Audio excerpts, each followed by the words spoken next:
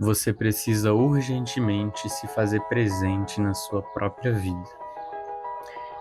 Eu digo isso porque de alguns meses para cá eu tenho tido algumas reflexões que envolvem exatamente estar presente na própria vida. E isso se dá muito porque nós temos sido muito consumidos pelas idealizações que as redes sociais têm proposto para nós. E com essas idealizações, a gente tem muitas aflições que têm sido geradas para nós. E a gente começa a perceber que a gente não consegue viver a nossa própria vida. E começa a ficar aparentemente chato estar na nossa própria vivência. Então, um dos nossos maiores problemas é estar presente no ordinário da nossa vida. É estar presente especificamente no dia ruim e no dia triste, que é o dia que a gente queria ter o botão de pular para a próxima parte, para o próximo dia do calendário. Só que não viver esses dias ou querer sempre expurgar eles, querer sempre tirar eles da nossa vista, não tem nos feito bem.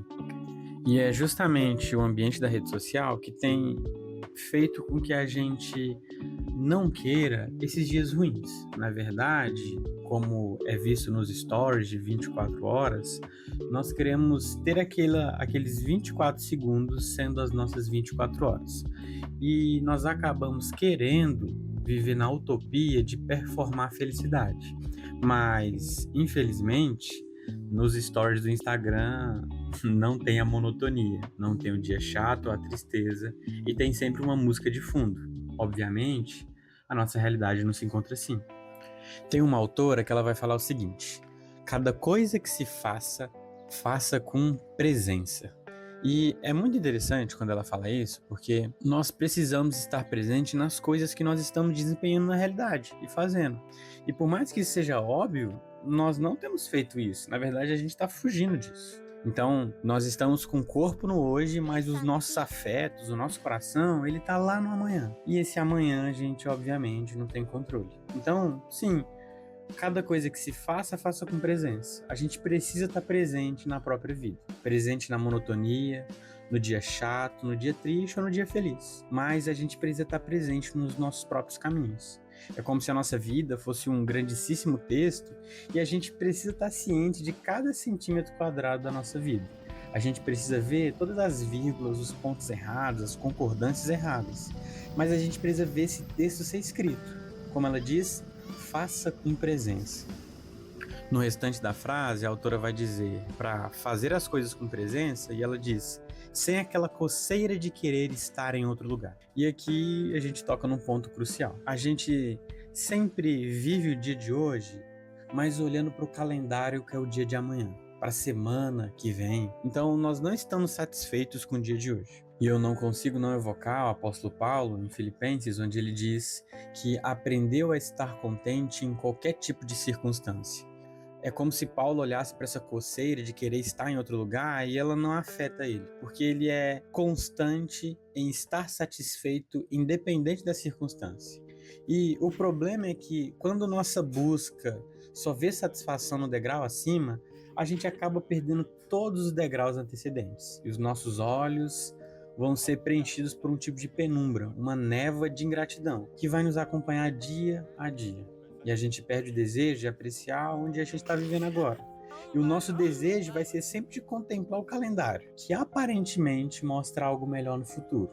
A gente é sempre aguçado por essa coceira de querer estar em outro lugar e acaba perdendo o agora. Só que a gente tem o próprio Cristo em Mateus 6, onde ele vai falar para nós não nos inquietarmos com o dia de amanhã. Aqui, Jesus parece que joga no chão todo esse tipo de ansiedade que é gerado pela preocupação com o amanhã. E citando novamente a autora, no final da sua frase ela vai dizer que o teu coração não aguenta mais tanta dor. Se deixe descansar na vida que se tem enquanto sonha e luta pela vida que quer ter.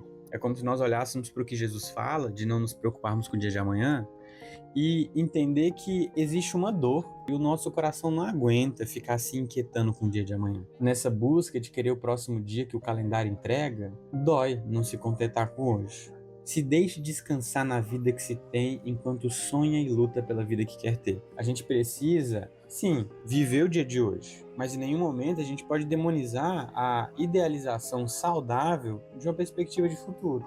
Obviamente é uma linha tênue, mas eu preciso viver o hoje.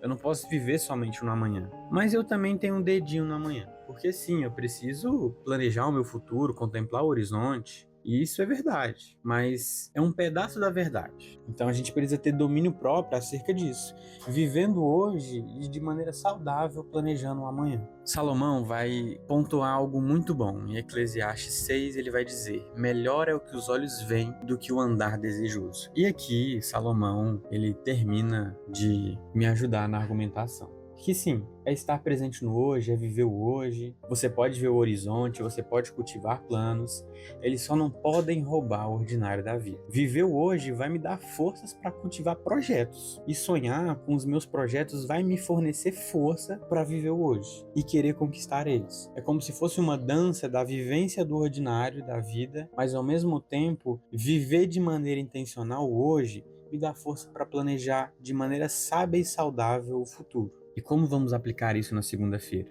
O ponto que eu quero trazer é que tudo isso só pode ser praticado se houver contentamento, não especificamente no seu dia, mas em uma pessoa. E Jesus, ele vai dizer para nós não nos inquietarmos com amanhã. Salomão vai dizer de maneira muito sensacional que melhor é o que se pode ver, no sentido até de, cara, se for para você criar dor de cabeça, cria com o que é concreto na realidade, não o que você acha que vai vir. E o apóstolo Paulo vai nos mostrar acerca de estarmos contentes no dia.